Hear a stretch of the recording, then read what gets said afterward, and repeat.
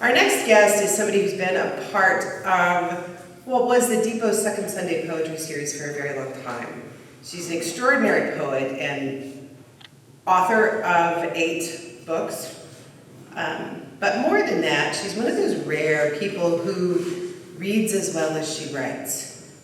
One of those people who can put words down on a page but then can present those words to you. So we've invited her here to do that. She's had an extraordinary career here in Oklahoma, and we're very honored to have her with us. Welcome, Jennifer Kinney.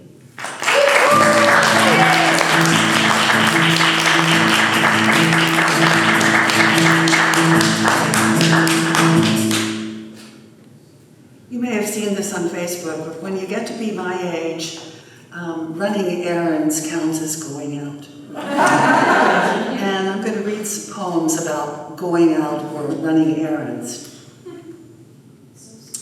And caveat, the person in this first poem is not I. How to pick up men at Atwoods.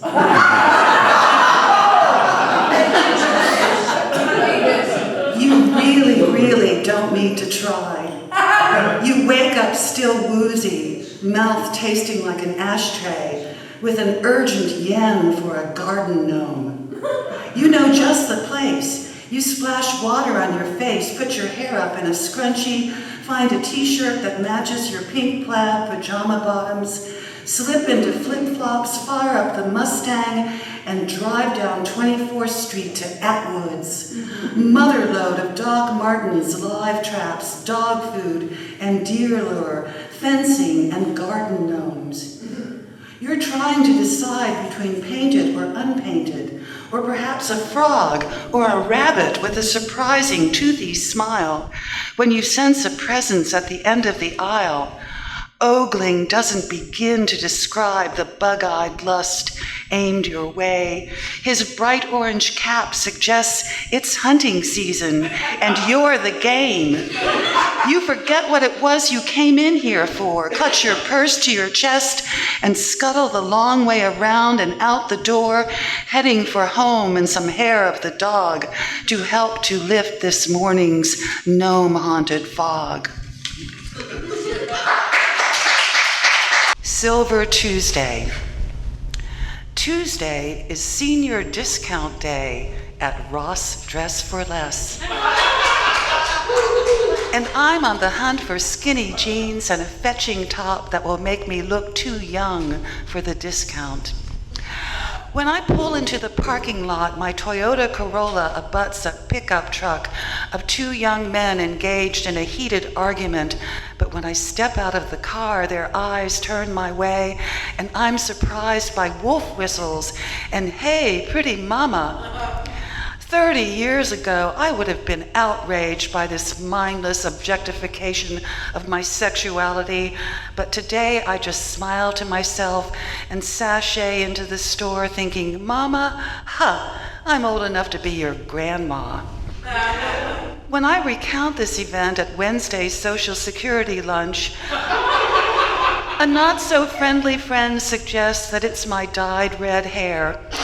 Well, maybe, but frankly, I don't care.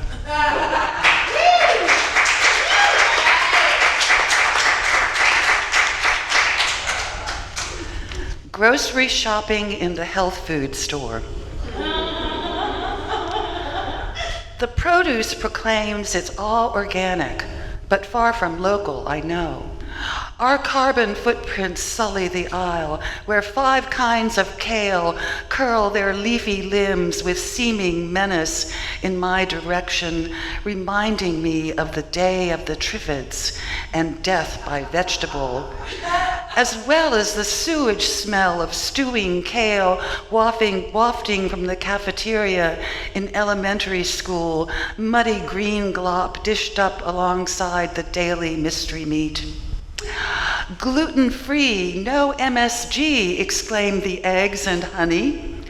"Low-carb, keto-friendly cauliflower pizza crust and rice. Dairy-free cheese, geez. I'm no omnivore, but I hunger for more than airsats and no fat. Impossible Burgers are just that, creepily oozing fake blood like a bad actor feigning death by gunshot on stage. So I buy a bag of grain-free dog food and head for Homeland in search of comestibles that seem more natural.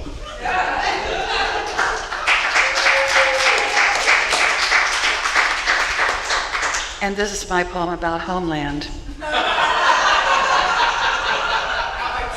Friday night musicology at the grocery store.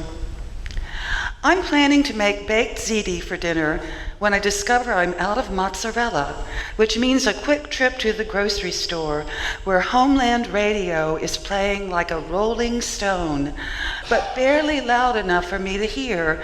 I mention this to the cashier who says, I'm not really into the Stones, I prefer hip hop and rap.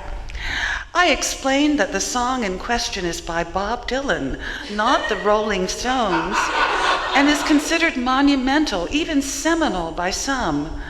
The woman behind me in line says she's in town to babysit her grandchildren, while her son and daughter-in-law have gone to Dallas for the weekend to catch a concert by one of those Beatles, George something, she suggests. I point out that George Harrison is dead. Paul McCartney, I offer? Yes, that's the one, she concurs. My son has to see him every time he performs nearby. I'm not sure how to respond, so I smile and nod and head to the car and drive the few blocks home to the tune of Purple Rain and lament the untimely demise of Prince.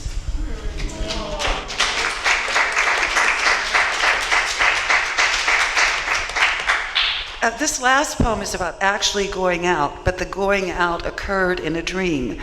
But it features this lovely place where we are. All she wants to do is dance.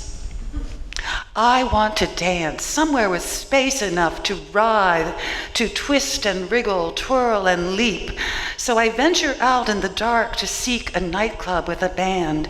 And at first, a tiny bar, a jazz trio, tootling and whining to no particular rhythm, where I'm crowded by a quintet of detectives, also on the hunt for something elusive. I segue to the train depot, and raucous rock and roll with an underlying thrum like wheels on the rail.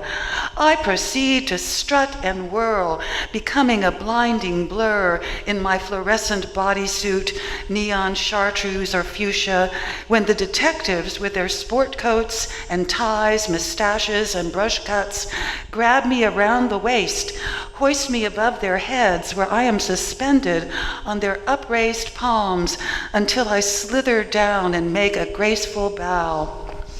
In this scenario, I resemble Grace Jones, while the detectives all look like my father. Did I commit the crime they seek to solve, or are they supporting me as I affront the patriarchy? But this speculation is too pretentious. All I really want is to dance unpartnered with wild abandon.